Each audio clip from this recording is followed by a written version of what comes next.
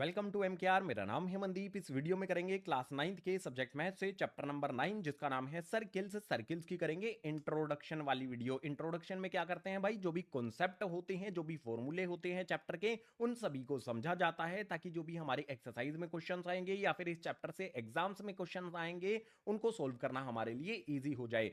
जो भी इंट्रोडक्शन होगा सर्किल्स का, इसके अलावा इस चैप्टर की जो भी एक्सरसाइजेज होंगी 9.1, 9.2 और 9.3 नई एनसीईआरटी बुक के अकॉर्डिंग जो भी हमारी ये एक्सरसाइजेज हैं, इन सभी के लिंक आपको नीचे डिस्क्रिप्शन बॉक्स में और फर्स्ट कमेंट में दिए गए हैं। इन सभी को भी देख के चैप्टर कंप्लीट आपने कर लेना है। तो इस वीडियो में शुरू करते हैं सर्किल्स का इंट्रोडक्शन नेक्स्ट पेज से। जो भी हमारा ये चैप्टर है इसका नाम है सर्किल्स। क्या होती हैं सर्किल्स, डिफाइन कैसे किया जाएगा या फिर इसको ड्रॉ कैसे किया जाएगा, सर्किल के जो भी पार्ट्स हैं उनको कैसे समझना है, सारी चीजें इस पेज पर आपको एक्सप्लेन कर देता हूं। बहुत बेसिक बेसिक चीज है। सर्किल की डेफिनेशन से इसकी शुरुआत करते हैं। इसमें दिया गया है circle is round shape figure that has no corner और एजेस। सर्किल एक राउंड शेप फिगर होता है जिसमें ना तो कोई कोना होता है ना ही उसका कोई किनारा होता है। बहुत सिंपल बात यहां पर सर्किल की डेफिनेशन में हमने समझ ली। अब एग्जैक्टली दिखाई कैसा देता है ये तो आपको पता ही होगा। इस तरह की जो हमारी शेप होती है इसको सर्किल कहा जाता है। मैंने बड़ा सा सर्किल यहां पर बना लिया है। अब जो सर्किल में हमारे पास पॉइंट्स यहां पर दिए गए हैं इनको समझना बहुत जरूरी है, क्योंकि यहीं से हमारे क्वेश्चंस बनेंगे। तो एक एक करके सभी को समझ लेते हैं। सबसे पहले बात आती है सेंटर ऑफ सर्किल की। जो भी हमारा सर्किल है इसका यहां पर कोई सेंटर होता है, ठीक है। बीच में जो डॉट लगाया है मैंने यहां पर, ये सर्किल का सेंटर होता है और इस सर्किल के सेंटर को ओ से डिनोट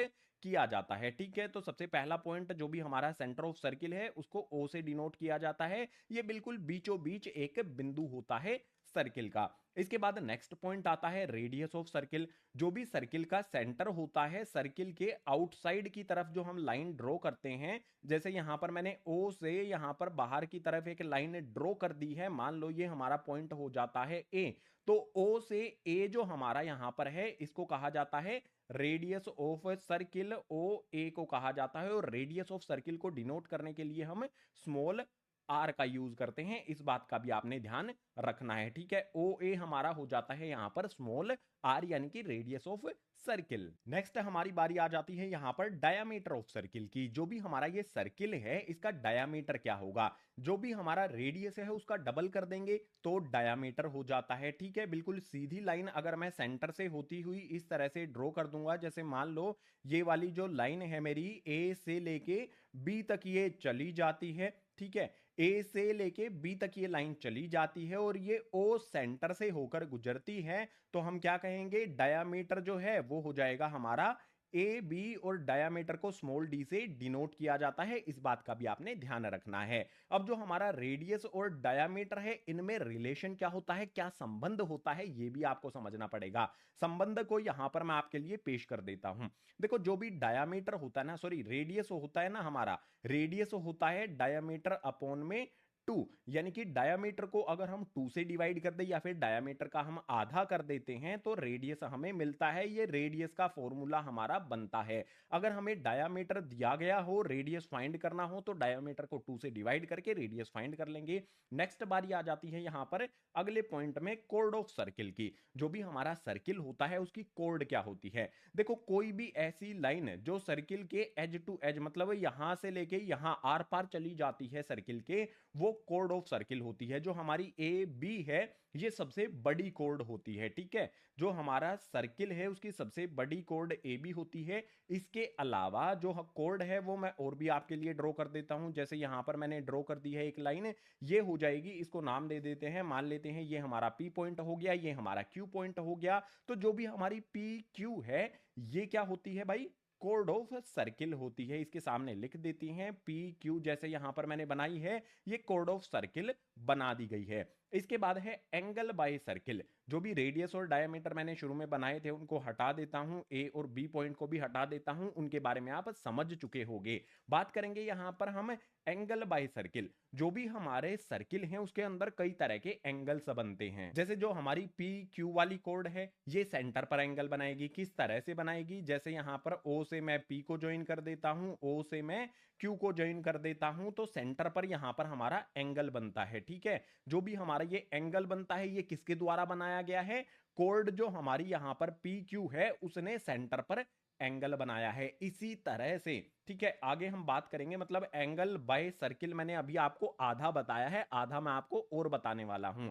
आर्क ऑफ सर्किल की बात कर लेते हैं। जो भी हमारी कोड होती है ना, वो सर्किल की आर्क भी बनाती है। आर्क का मतलब क्या होता है? घुमावदार लाइन हमारी, उसको आर्क कहा जाता है। जैसे यहां पर हमारे पास पी पॉइंट है, यहां पर हमारे पास क्यू पॉइंट है, एक पॉइंट और यहां पर मैं बना देता हूं। ठीक है, ये मेरे पास हो जाता है, मान लो यहां पर मेरे पास आर पॉइंट हो जाता है। तो जो हमारी यहां पर है पी आर क्यू, ये जो घुमावदार लाइन हमारी है पी आर क्यू, ये क्या हो जाएगी? हमारी आर्क हो जाएगी। और इसको इस तरह से लिखा जाता है, ए आर सी, आर्क लिखेंगे, उसके बाद पी आर क्यू लिखेंगे। ठीक है, तो पी आर क्यू हमारी क्या है? एक आर्क है। इससे पहले हमें ये लिखना होता है। लास्ट पॉइंट की बात करेंगे सेगमेंट ऑफ सर्किल की। जो भी हमारी कोड होती है, जो हमने यहां पर कोड ड्रॉ की है, जो यहां पर हमारी पी क्यू कोड है, ये सर्किल को दो सेगमेंट्स में डिवाइड करती है। आप देखोगे सर्किल के जो कोड है, सर्किल का मतलब कोड के नीचे वाला पार्ट हमारा हो गया और कोड के ऊपर वाला सर्किल का जो पार्ट हो गया।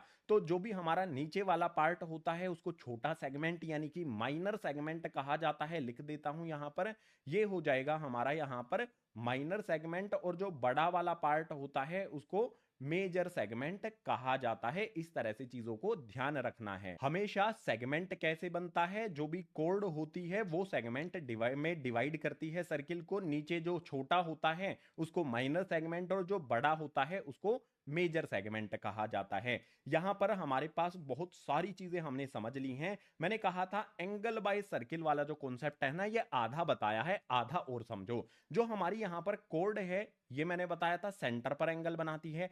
इसके अलावा सर्किल के अंदर भी ये एंगल बनाती है। जैसे पी पॉइंट से मान लो मेरे पास यहां पर लाइन आ गई है, तो यहां पर भी इसने क्या कर लिया? यहां पर भी इसने एंगल बनाया है। इस तरह से भी जो हमारी यहां पर कोड होती है सर्किल के अंदर जो है वो एंगल्स बनते हैं। जो भी सर्किल के यहां पर हमारे इंपॉर्टेंट पॉइंट्स थे, बेसिक बेसिक पॉइंट्स थे, वो हमने समझे हैं। अब सर्किल के जो एक्चुअल में कॉन्सेप्ट हैं, बहुत सारी इसमें थ्योरम्स हैं, उन सभी को समझने के लिए मूव करेंगे डिटेल में नेक्स्ट पेज पर। सर्किल क्या होता है और कोड क्या होती है, पीछे वाले पेज पर हमने बहुत डिटेल में समझ लिया है। अब इन दोनों से रिलेटेड हमारे सर्किल के बहुत सारे कॉन्सेप्ट बनेंगे। पहले कॉन्सेप्ट की बात करें तो इसमें दिया गया है equal chords of circle subtend equal angles at centre. मान लो हमें कोई सर्किल यहां पर दिया गया है और सर्किल का सेंटर भी यहां पर ड्रॉ कर लेते हैं। सर्किल का सेंटर यहां पर हमारे पास ओ है और इस सर्किल में हमारे पास दो कोड आ जाती हैं। दो कोड मैंने यहां पर बना दी, एक ये बना दी है और एक ये वाली कोड मैंने बना दी है। मान लेते हैं ये हमारी हो जाएगी ए बी और ये वाली हो जाएगी यहां पर हमारी पी क्यू। दो कोड हमने बना दी हैं। अब जो भी दो कोड बनाई हैं उनके बारे में क्या कहा गया है? Equal codes. मान लो ए बी और यहां पर पी क्यू हमारी एक दूसरे के इक्वल हैं। इस तरह से लिख देता हूं, ए बी इक्वल्स टू में हो जाएगा मेरा पी क्यू। ये दोनों एक दूसरे के इक्वल अगर हमें दी गई हैं तो जो सेंटर होगा सर्किल पर उस पर इक्वल एंगल सबटेंड ये करती हैं, यानी कि इक्वल एंगल बनाती हैं। अब इसको समझो, देखो जो भी ए बी वाली है वो सर्किल पे इस तरह से एंगल बनाएगी। ठीक है, इसके जो भी किनारे होंगे हमारे ए बी के, उसको सेंटर ऑफ सर्किल से हमने ज्वाइन कर दिया। अब जो भी यहां पर एंगल बनता है, मान लेंगे ये हमारा एंगल है, यहां पर एक्स एंगल हमने मान लिया। ठीक है, इसी तरह से जो हमारी पी क्यू है वो भी सर्किल पर इस तरह से हम ओ क्यू और ओ पी को ज्वाइन कर देंगे। तो यहां पर हमारा जो सेंटर पर एंगल बनेगा, इस एंगल को मान लेते हैं ये हमारा एंगल वाई होगा। देखो ए बी और पी क्यू एक दूसरे के इक्वल हमें दिए गए हैं। अब जो भी हमारी यहां पर ये ए बी और पी क्यू कोड हैं, ये सेंटर पर जो भी एंगल बनाएंगी वो एक दूसरे के इक्वल होगा। इक्वल कोड हैं तो सेंटर पर इक्वल ही एंगल बनेगा। इस बात का आपने ध्यान रखना है। यानी कि मैं यहां पर ये कह सकता हूं एंगल एक्स जो है वो इक्वल हो जाएगा एंगल वाई के। सिंपल सीधी बात यहां पर समझ में हमें आ गई है। फर्स्ट वाला पॉइंट हमने क्लियर कर लिया। अब जो दूसरा पॉइंट है वो बिल्कुल इसका उल्टा है। अब यहां पर कहता है if the angle subtended by chords of circle at centre are equal then the chords are equal. मान लो हमें पहले क्या दिया गया था, कोड्स इक्वल दी गई थी। अब हमें इसका उल्टा दिया गया है, हमें दिए गए हैं कि एंगल एक्स एंगल वाई के इक्वल है। सिचुएशन हमारी बिल्कुल सेम यही है। अब की बार हमें एंगल एक्स और एंगल वाई इक्वल दिए गए हैं, तो जो भी हमारे एंगल पर एंगल के सामने वाली जो कोड होगी, अगर एंगल एक दूसरे के इक्वल है तो कोड भी एक दूसरे के इक्वल हो जाएगी। तो हम इस तरह से लिख सकते हैं, देयरफॉर कोड हमारी ए बी और जो हमारी दूसरी वाली कोड पी क्यू है ये एक दूसरे के इक्वल हो जाएगी। बहुत सिंपल सिंपल पॉइंट यहां पर हमने समझे। अगर कोड इक्वल हैं तो एंगल इक्वल होंगे, अगर हमारे पास एंगल इक्वल हैं तो जो कोड बनाती हैं एंगल्स वो एक दूसरे के इक्वल होंगी। ये दोनों पॉइंट यहां पर हमने इस वाले एग्जाम्पल से क्लियर भी कर लिए। अब सर्किल और कोड का जो नेक्स्ट वाला कॉन्सेप्ट है उसके लिए मूव करते हैं अगले पेज पर। सर्किल और कोड से रिलेटेड जो हमारा नेक्स्ट पॉइंट आता है इसके बारे में समझो। इसमें दिया गया है the perpendicular from centre of circle to code bisect the code. Simple बात क्या कहता है, मान लो हमारे पास एक सर्किल दिया गया है जिसका सेंटर ओ है, हमारे पास यहां पर एक कोड दी गई है ए बी। अब इस कोड पर हम कोई भी परपेंडिकुलर ड्रॉ करते हैं जो सर्किल के सेंटर से आती है। तो सर्किल के सेंटर से यहां पर मैंने जो ये कोड ड्रॉ कर दी है, मान लो इस पॉइंट पर ये सी पॉइंट पर परपेंडिकुलर होती है। ठीक है, परपेंडिकुलर का मतलब होता है 90 डिग्री का ये एंगल बनाएगी। अगर यहां पर ये परपेंडिकुलर होती है और सर्किल के सेंटर से आती है तो ये कोड को बाइसेक्ट करती है, यानी कि दो बराबर हिस्सों में बांटती है। इट मींस बराबर हिस्से क्या होंगे, ए सी और बी सी, ये दोनों लाइंस एक दूसरे के बराबर हो जाएंगी। पहले वाले पॉइंट से हमें यही निष्कर्ष मिलता है कि AC और BC एक दूसरे के इक्वल होगा। क्यों होगा, क्योंकि सर्किल के सेंटर से परपेंडिकुलर जो भी होगी वो इस तरह से बाइसेक्ट करती है कोड को, दो बराबर हिस्सों में कोड को वो बांट देती है, तोड़ देती है। इस तरह से हम समझ सकते हैं। दूसरा पॉइंट इसका बिल्कुल उल्टा है। इसमें कहता है the line drawn through the centre of circle to bisect a कोड। अब हमें क्या कहता है कि मान लो जो भी हमारी कोड है उस कोड के जो भी मिड पॉइंट होगा कोड का, वहां से सर्किल के सेंटर पर जो भी लाइन ड्रॉ की जाती है वो परपेंडिकुलर होती है। इट मींस मान लो हमें यहां पर क्या दिया गया है कि जो भी हमारी यहां पर साइड है, जो भी यहां पर ए सी इक्वल टू बी सी हमें दिया गया है, तो इससे हम क्या कंक्लूजन निकालेंगे, देयरफॉर जो भी हमारा यहां पर एंगल बनेगा ओ सी बी ये 90 डिग्री का हो जाएगा। Angle O C B equals to में 90 डिग्री। ये सिंपल दो पॉइंट हमें समझने हैं। परपेंडिकुलर जो भी ड्रॉ होगी सेंटर ऑफ सर्किल से कोड पर, उससे रिलेटेड। अभी और भी बहुत सारे पॉइंट्स हैं इस चैप्टर में समझने के लिए, एक एक करके सभी को समझेंगे, मूव करेंगे उनके लिए नेक्स्ट पेज पर। सर्किल और कोड से रिलेटेड जो हमारे अगले दो पॉइंट्स आते हैं इनको भी बहुत ध्यान से समझना, काफी इंपॉर्टेंट है। क्वेश्चंस को सोल्व करने में इन दो पॉइंट्स का बहुत ज्यादा यूज होने वाला है। तो सबसे पहले पॉइंट में हमें कहता है equal chords of circle are equidistant from the circle. मान लो हमें यहाँ पर दो इक्वल कोड्स दी गई हैं। गिवन में हमारे पास क्या है, ए बी और पी क्यू एक दूसरे के इक्वल हैं। ठीक है, इस तरह से हमें दिया गया है ए बी इक्वल है यहाँ पर पी क्यू के, ये दोनों क्या है, कोड ऑफ सर्किल है, यानी कि सर्किल पर इस तरह से कोड्स हमने बना दी हैं। अगर ये दोनों कोड्स एक दूसरे के इक्वल हैं तो हम क्या कंक्लूजन निकालेंगे कि सर्किल के सेंटर पर अगर इन दोनों कोड्स पर परपेंडिकुलर ड्रॉ किया जाता है। ठीक है, ओ से मैं बी पर इस तरह से परपेंडिकुलर ड्रॉ कर देता हूं, मान लो ये मेरा सी पॉइंट हो गया। इसी तरह से ओ वाले पॉइंट से जो मेरी दूसरी कोड है पी क्यू है, इस पर भी मैं परपेंडिकुलर ड्रॉ कर देता हूं, मान लो ये मेरा आर पॉइंट हो गया। तो जो भी ये मेरा है ओ सी और ओ आर ये एक दूसरे के इक्वल होंगे। ये कंक्लूजन मुझे यहां से निकाल लेना है, ओ सी इक्वल हो जाएगा ओ आर के।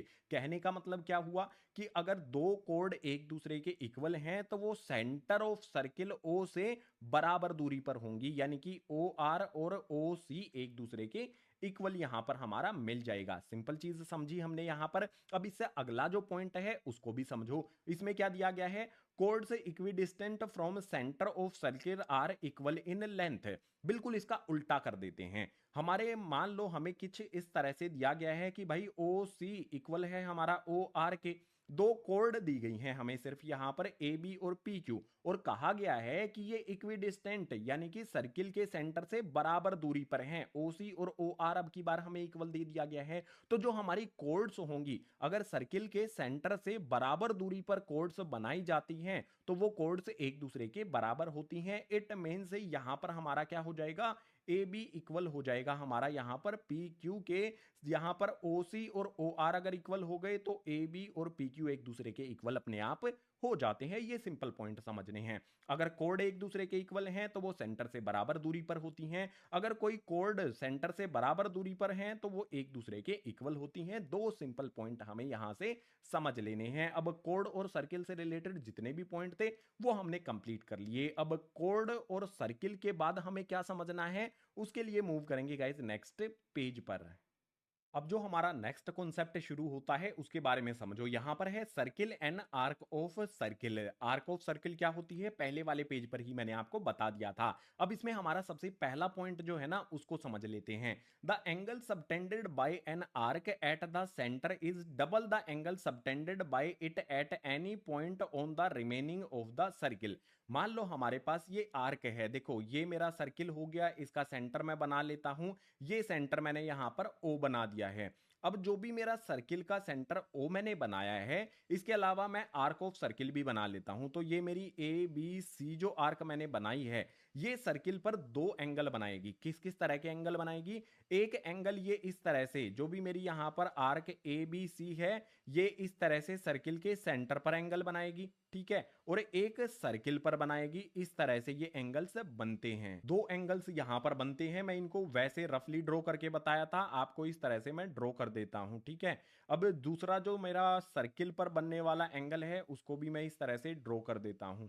जो भी यहां पर मेरी आर्क है ए बी सी आर्क है, इसने दो एंगल बनाए हैं। एक एंगल सर्किल के सेंटर पर बनाया है ये वाला, और एक सर्किल पर बनाया है ये वाला एंगल। अब इन दोनों एंगल्स में रिलेशन क्या होता है? मान लेंगे जो एंगल हमारा सर्किल पर बना है ये एक्स है, ठीक है। ये एंगल हमारा क्या हुआ? एक्स हुआ। जो भी आर्क ने सर्किल पर एंगल बनाया है वो एक्स हमने लेट किया, तो सेंटर पर जो बनने वाला एंगल है ना वो डबल होता है। अगर यहां पर एक्स हमारा है तो ये एंगल सेंटर पर बनने वाला एंगल हो जाएगा हमारा 2x। इस बात को ध्यान रखना। मान लो कुछ इस तरह से समझो इसको। मान लो x एंगल अगर हमारा 30 डिग्री है तो यहां पर जो सेंटर पर बनने वाला एंगल होगा वो 60 डिग्री अपने आप हो जाएगा। इस तरह से हम इसको समझ सकते हैं। यही बात हमें इस वाले पॉइंट में कही गई है कि जो भी एंगल बनाया जाता है आर्क के द्वारा सेंटर पर वो डबल होता है सर्किल के किसी भी पॉइंट पर बने हुए एंगल से, ठीक है। सर्किल के किसी भी पॉइंट पर हमारा एंगल जो बनेगा x उसका डबल सेंटर पर 2x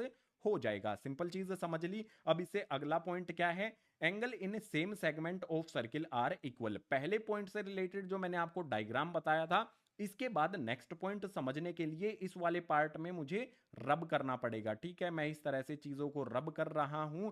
अब जो मेरा पॉइंट यहां पर है कि जो भी सेगमेंट है, मैंने आपको बताया ना सेगमेंट होते हैं। छोटे वाला जो हमारा सेगमेंट है ये माइनर, बड़ा वाला हमारा मेजर सेगमेंट होता है। अब जो हमारा सेकंड पॉइंट इस वाले पेज का है वो कहता है कि सेम सेगमेंट में बने हुए एंगल्स एक दूसरे के इक्वल होते हैं। ये एंगल्स किस तरह से बनते हैं? देखो यहां पर मैं ए से इस तरह से एंगल बना लेता हूं, यहां पर मेरे पास एक एंगल बन जाता है। इसी तरह से इस तरह से भी मैं कोई एंगल बना सकता हूं, ये मेरा एक एंगल बन गया। जो भी ये दो तरह के एंगल्स मैं बना रहा हूं ये यहां पर मैं ड्रॉ कर देता हूं आपके लिए, ताकि आपको अच्छी तरह से चीजें समझ में आए। मान लो यहां पर मेरा जो एंगल बना है ये एंगल x है। इसी तरह से इसी सेगमेंट में, ऊपर वाले सेगमेंट में हमारा एंगल x बना है, तो ऊपर वाले सेगमेंट में ही यहां पर मैं एक और एंगल बना लेता हूं। जैसे मैंने यहां पर ये एंगल बना लिया है, इस एंगल का नाम कर देंगे यहां पर हम y। अगर हमारे जो एंगल्स हैं सेम सेगमेंट AC से ऊपर वाले सेगमेंट में हमारे पास एंगल x और एंगल y दो एंगल्स बन रहे हैं, तो जो भी एंगल बनेंगे सेम सेगमेंट में बनने वाले जो एंगल्स हैं वो एक दूसरे के इक्वल होते हैं। इट मींस हम ये कह सकते हैं कि एंगल x जो है वो इक्वल हो जाएगा एंगल y के। ये वाला इंपॉर्टेंट हमारा पॉइंट हो जाता है। सेम सेगमेंट में बनने वाला एंगल x और एंगल y एक दूसरे के इक्वल होते हैं। ये सिंपल कंक्लूजन हमने निकाला। इसके बाद नेक्स्ट बात कहता है angle in semi circle is right angle. Second वाला पॉइंट समझ लिया, तो इसके लिए जो फिगर बनाया था उसको मैं हटा देता हूं। अब जो यहां पर मैं बताने वाला हूं उस बात को भी समझो। सेमी सर्किल क्या होता है? सबसे पहले तो आपको ये पता होना चाहिए, सर्किल का आधा पार्ट होता है। ठीक है। और आधा पार्ट हम कैसे बनाएंगे, अगर यहाँ पर मैं इस तरह से लाइन ड्रॉ कर देता हूँ, एक सेकेंड गाइज, इस तरह से मैं लाइन ड्रॉ कर देता हूँ, जो भी मेरी सर्किल के सेंटर से होती हुई लाइन है ये क्या होता है, डायामीटर होता है। और जो भी मेरी यहाँ पर डायामीटर है ये सर्किल के किसी भी पार्ट में एंगल बनाएगा। जैसे यहाँ पर मान लो इस तरह से एंगल बनाएगा, ये यहाँ पर जो एंगल बनेगा, ठीक है, तो यहाँ पर जो एंगल बनेगा वो कितना होता है, राइट एंगल, यानी कि 90 डिग्री का होता है। Angle in semi circle always equal to 90 degree. मैं बना के दिखा देता हूं आपको, जो एंगल यहां पर मान लो इस तरह से बन रहा है, तो जो भी यहां पर एंगल बनेगा, ये वाला जो एंगल होगा ये कितना हो जाएगा, 90 डिग्री का होगा, राइट एंगल होगा। हमेशा सेमी सर्किल में जो भी एंगल बनेगा वो राइट एंगल यानी कि 90 डिग्री के इक्वल होता है। थर्ड वाले पॉइंट से हमने ये कंक्लूजन यहां पर निकाल लिया है। अब सर्किल से रिलेटेड हमारे कुछ पॉइंट्स और भी बचे हैं, तो उनको सोल्व करने के लिए, उनको समझने के लिए मूव करते हैं नेक्स्ट पेज पर। सर्किल में जो हमें नेक्स्ट पॉइंट समझना है ये है साइक्लिक क्वाड्रिलेटरल से रिलेटेड। इसमें क्वाड्रिलेटरल का भी यूज होगा, सर्किल का भी यूज होगा। तो हमें पहले पॉइंट में कहता है the sum of either pair of opposite angles of cyclic quadrilateral is 180। मान लो हमें यहां पर एक क्वाड्रिलेटरल दिया गया है। क्वाड्रिलेटरल वही भाई जो पीछे वाले चैप्टर 8 में हमने पढ़ा था, जिसकी 4 साइड्स होती हैं। ड्रॉ करके बता देता हूं, देखो इस तरह से हमने कोई भी क्वाड्रिलेटरल अगर बना दिया है, यहां पर हमारे पास क्वाड्रिलेटरल बन गया है। अगर क्वाड्रिलेटरल में पेयर ऑफ अपोजिट एंगल्स, अगर अपोजिट एंगल्स जो हैं उनका सम 180 हो जाए तो उसे साइक्लिक क्वाड्रिलेटरल कहा जाता है। जैसे मान लो हमारे पास ये एंगल है एक्स और वाई, हमारे पास एंगल्स हैं। आप देख सकते हो क्वाड्रिलेटरल के ये अपोजिट एंगल्स हैं, एक दूसरे के सामने हैं। अगर इनका सम करते हैं हम, एंगल एक्स और एंगल वाई को ऐड करने पर अगर इनका सम 180 डिग्री के इक्वल हो गया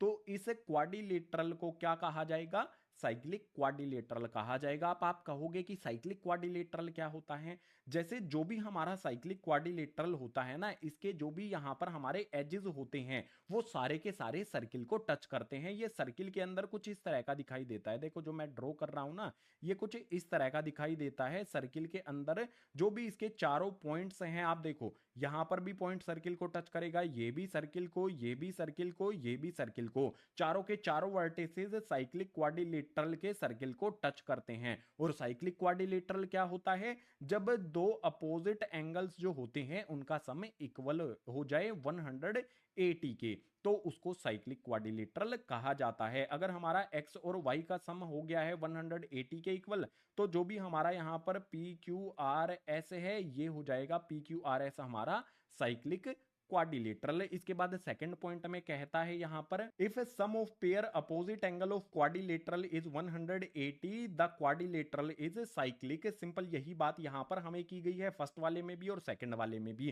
पहले वाले में हमें कहता है अपोजिट एंगल्स जो होते हैं उनका अगर सम कर दिया जाए साइक्लिक क्वाड्रिलेटरल में वो 180 होता है, यानी कि x प्लस में y 180 के इक्वल होगा अगर ये हमारा साइक्लिक क्वाड्रिलेटरल है। तो इसकी उल्टी बात हमें सेकंड वाले पॉइंट में कहता है कि जो भी अपोजिट वाले एंगल्स हैं इनका जोड़ अगर 180 डिग्री के इक्वल हो जाए तो इसको साइक्लिक क्वाड्रिलेटरल कहा जाता है। और साइक्लिक क्वाड्रिलेटरल मैंने आपको बता दिया है क्या होता है, सर्किल के अंदर पूरी तरह से फिट हो जाता है। जो भी इसके वर्टिसेस होते हैं वो सर्किल के हर एक, मतलब सर्किल को वो टच करते हैं, चारों के चारों वर्टिसेस। तो सर्किल और साइक्लिक क्वाड्रिलेटरल इजी वे में दोनों पॉइंट मैंने आपको समझा दिए एग्जांपल के साथ। इस इंट्रोडक्शन का हमारा ये लास्ट कॉन्सेप्ट था, सर्किल और साइक्लिक क्वाड्रिलेटरल वाला। उम्मीद करता हूं जो भी कॉन्सेप्ट एक्सप्लेन किए गए हैं सभी के सभी कॉन्सेप्ट आपको समझ में आ गए होंगे। अगर सारे कॉन्सेप्ट समझ आ गए हैं तो वीडियो को लाइक जरूर करना। जो भी आपकी क्लास में साथी पढ़ते हैं, फ्रेंड्स हैं, उनके साथ इस वीडियो को अभी की अभी शेयर जरूर करना। जो भी नए स्टूडेंट्स आते हैं MKR क्लास 9th पर, मैथ की, साइंस की वीडियोस इसी तरह से चैनल पर आती रहेंगी, उसके लिए चैनल को सब्सक्राइब कर लेना है। जो भी हमारा चैप्टर नंबर 9 सर्किल्स है, सर्किल्स का इंट्रोडक्शन तो आपने कर लिया, एक्सरसाइज भी तो बची है। उनको करने के लिए एक्सरसाइज 9.1, 9.2, 9.3 के 2 पार्ट बनाए गए हैं। जो भी ये एक्सरसाइजेज हैं इन सभी के लिंक आपको नीचे डिस्क्रिप्शन बॉक्स में और फर्स्ट कमेंट में दिए गए हैं। इन सभी को भी देख लेना है, होमवर्क भी कंप्लीट कर लेना है, देखकर एग्जाम की तैयारी भी कर लेनी है। तो उम्मीद करता हूं सारी चीजें क्लियर आपको हो गई होंगी। सो इस वीडियो में इतना ही। मैं आपसे मिलूंगा इसी तरह की नेक्स्ट एजुकेशनल वीडियो में।